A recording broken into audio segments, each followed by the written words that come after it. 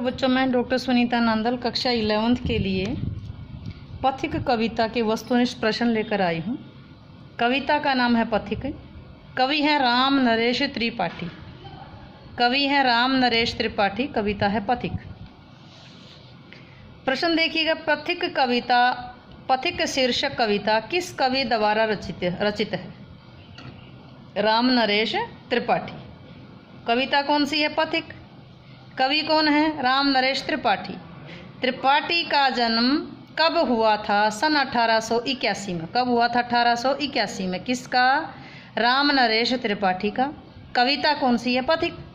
राम नरेश त्रिपाठी कृत का मतलब उनके द्वारा रची गई, लिखी गई पथिक जो कविता है, रचना किस काव्य विधा के अंतर्गत आती है? काव्य विधा कौन सी है? काव्य विधा प्रबंध काव्य, खंड काव्य, मुक्त काव्य। तो किस में आती है? ये खंड काव्य छोटा होता है, महाकाव्य बड़ा होता है। राम नरेश त्रिपाठी कृत पथिक रचना किस काव्य विधा में आती है? खंड काव्य में आती है। खंड काव्य में कौन सी रचना आती है? पथिक आती है। पथिक के कवि कौन है? राम नरेश त्रिपाठी। जन्म कब हुआ इनका? 1881 में। राम नरेश त्रिपाठी के काव्य का प्रमुख स्वर क्या है? देशभक्ति है। इस कविता में देशभक्ति का स्वर आया है। कौन सी? मतलब ये कवि ही देशभक्ति के कवि। राम नरेश त्रिपाठी का निधन कब हुआ? 1962 में।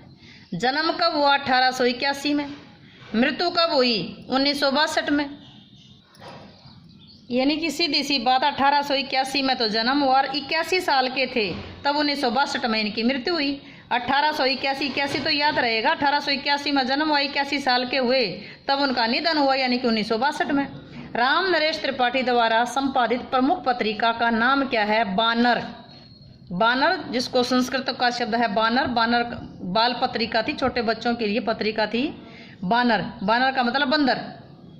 नभ में वारिद माला किसके सामने नाच रही है? नभ में आकाश में, वारिद बादलों की माला, बादलों की पंक्ति। बादल किसके सामने नाच रहे थे? सूर्य के सामने। नभ में वारिद माला किसके सामने नाच रही है? सूर्य के सामने। पथिक कविता में कौन अपना देश रंग बिरंगा और निराला बनाता है? वेश का मतलब वेशभूषा। कौन अपना वेश रंग बिरंगा और निराला बनाता है? बादल नए नए रूप रंग लेकर के आते हैं। कभी काले हैं, कभी सफ़ेद हैं, उमड़ घुमड़ कर आते हैं, तब का वर्णन है। नीले गगन और नीले सागर को देखकर कवि का मन क्या चाहने लगता है? बादलों पर बैठ करके विचरण करना चाहता है, बादलों पर बैठ करके घूमना चाहता है। कवि का मन क्या करता है कि नीले आकाश में और इस नीले सागर के बीच में कब घूमूं मैं? बादलों पर बैठ करके घूमूं, बादलों पर बैठ करके विचरण करूं। गर्जन कौन करता है? गरजता कौन था यहाँ? यह गर्जन कौन करता है? रत्नाकर। बादल नहीं लिखना, रत्नाकर जो रत्नों की खान है। रत्नों की खान क्या है? समुद्र है। यानी कि जो रत्नाकर है, समुद्र है, वो गर्जना करता है। यहाँ ध्यान रखिएगा कि बादल गर्जना नहीं करते, समुद्र गर्जना करता है। समुद्र का दूसरा नाम यहाँ पर क्या है? रत्नाकर। जिसके हृदय में हरदम हौसला भरा रहता है। किसके हृदय में हौसला भरा रहता है? पथिक का मतलब है यात्री। पथिक किसके घर के कोने कोने में घूमना चाहता है? रत्नाकर के। रत्नाकर का अर्थ आप पहले समझ चुके हैं क्या है? रत्नाकर, समुद्र। पथिक किसके कोने कोने में घूमना चाहता है? समुद्र के कोने कोने में घूमना चाहता है। किस पर बैठकर घूमना चाहता है? क्वेश्चन बनेगा। बादल पर बैठकर घूमना चाहता है। पथिक किस पर बैठ करके रत्नाकर में घूमना चाहता है? बादल पर। बादल पर बैठ करके कहाँ घूमना चाहता है? रत्नाकर में, समुद्र में। कमला शब्द किसके लिए आया है? अपने पर्यायवाची याद किए होंगे तो कमला लक्ष्मी के लिए आया है। लक्ष्मी, धन की देवी लक्ष्मी के लिए कमला शब्द का प्रयोग किया जाता है। किसने सोने की सड़क का निर्माण किया है? रत्नाकर ने, समुद्र ने। रत्नाकर ने सोने की सड़क का निर्माण किया है। किसकी सवारी के लिए सोने की सड़क का निर्माण किया गया? किसकी सवारी आएगी? लक्ष्मी जी की सवारी के लिए रत्नाकर ने, समुद्र ने सोने की सड़क बना दी हो। जब सूर्य निकलता है, समुद्र पर सूर्य की किरणें पड़ती हैं तो सुनहरी किरणें ऐसे लगती हैं कि जैसे लक्ष्मी की सवारी आने के लिए समुद्र ने सोने की सड़क बना दी हो। सागर किस भाव से गरज रहा था? निर्भय भाव से। यहाँ रत्नाकर कहो, सागर कहो। सागर गरज कौन रहा था? सागर गरज रहा था, समुद्र गरज रहा था, निर्भय भाव से गरज रहा था। कवि ने पथिक कविता में अनुराग भरी कल्याणी किसे कहा है? अनुराग प्रेम, भरी कल्याणी कल्याण करने वाली। पथिक कविता का नाम है। पथिक क्या है? यात्री है।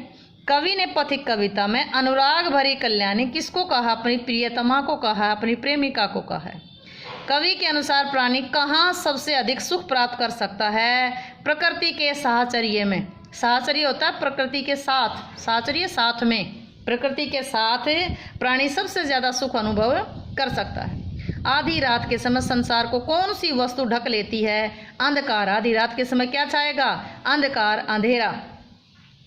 सस्मित वदन शब्द किसके लिए प्रयोग किया गया? सस्मित मुस्कुराहट के साथ। वदन का मतलब मुख, चेहरा।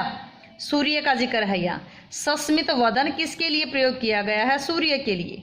आकाश गंगा के तट पर खड़ा होकर कौन गीत गाता है? सूर्य। आकाश गंगा के तट यानी किनारे पर खड़ा होकर के कौन गीत गाता है? सूर्य।